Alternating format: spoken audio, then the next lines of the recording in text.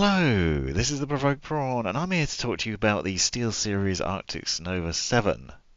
About 6 months later, so a semi-long-term experience. Now, I haven't actually been using these headphones for the whole of that time. My daughter has, and she's 7 years old, and so as you can imagine, it's a miracle that she's not broken them yet, because kids just don't seem to care about anything. These get thrown around and misused and abused, especially the microphone, which is regularly tugged and put far too close to her mouth. And so I think that's a testament in itself to the design of the Nova 7s, because they're still holding up. And even close up, they still look pretty good. And so I'm pretty impressive in that department. So in this video, I want to talk to you about the experience with the Nova 7 over that period of time, what it's been like using them, my experience witnessing that, because I have used them myself, and I did do a review on the Nova 7s that I'll link to in the description when I first got them, and they have actually been a recommendation because they are very comparable to my favourite gaming headphones, which is the Nova Pro Wireless. These are obviously a lot more expensive, and these are my daily driver, but they have more premium features. However, the Nova 7 has the advantage of having a lot of the features of the Nova Pro Wireless, but at a more affordable price point. Reasonable microphone, as you can hear, and also a decent battery life. In fact, that is one of the talking points, because the battery life is actually very surprising. So the specs I'll list in the description, which will show you what the theoretical battery life is, but what I'll tell you is that a 7-year-old is not very good at plugging in a headset to charge it and remembering to do so, and yet I haven't heard, Daddy, my headset's run out of battery on a regular basis, because I've semi-regularly been plugging it in, but even I've been forgetting to do that, and the fact that it's lasted that long without being plugged in is fantastic, because it just barely needs charging. And that is a brilliant highlight of this headset, is that the battery just keeps going and going. The other big highlight is that it has Bluetooth and wireless connectivity. I've talked about this before, so you can do both at the same time. So you can turn Bluetooth on with a button on the side and wireless on with a 2.4 gigahertz dongle, connect both at the same time. One of my favorite features of the Nova lineup from SteelSeries is the ability to do that, because it means you can listen to music on your phone, maybe take a call on your phone or do whatever else, while also hearing what's going on in a game and getting on with it in that way. Now, some of the downsides I think are worth noting as well is, as standard, the side tone on the microphone isn't great. It's quite quiet.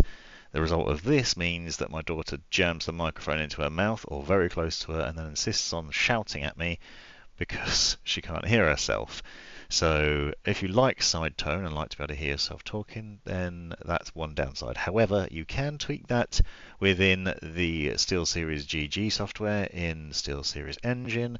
You can actually adjust the volume on there, and I'd recommend turning it up, and also maybe considering turning the volume limiter off if you're not a big shouter, because that increases how much you're hearing there as well, so you can adjust that.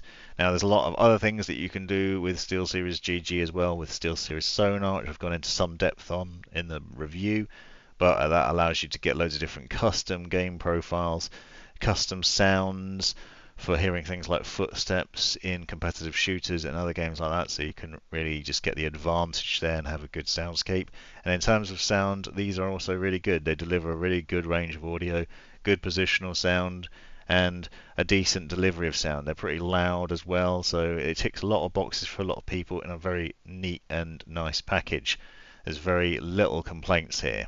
One of the things we have noticed over long-term use is that the dongle, however, the signal for that isn't amazing distance, so I think that's worth noting. Usually when I'm gaming and testing things, the screen's in front of me, the computer's next to me, so the signal range is not very far, and my experience of losing signal is just usually going out to the bathroom or to get a drink or whatever else, and then the signal drops out. What I've noticed is putting my daughter in front of the TV with the computer and the dongle.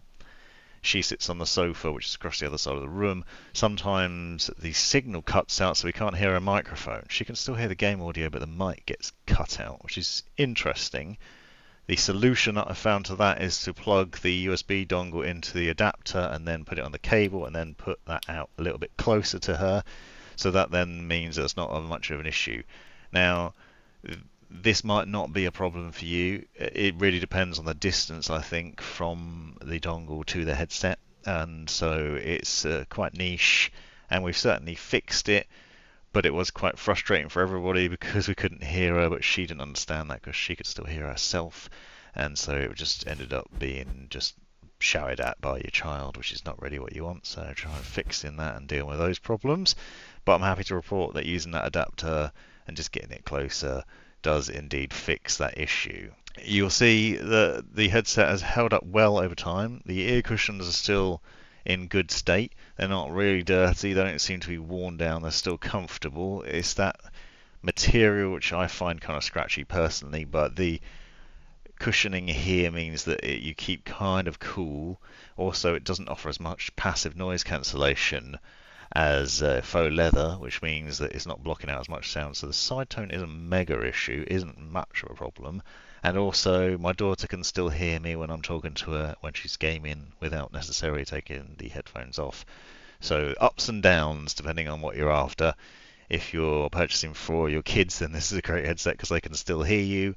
If you're purchasing for yourself and you want to block out a lot of external noise, then the passive noise cancellation is not that great. So ups and downs.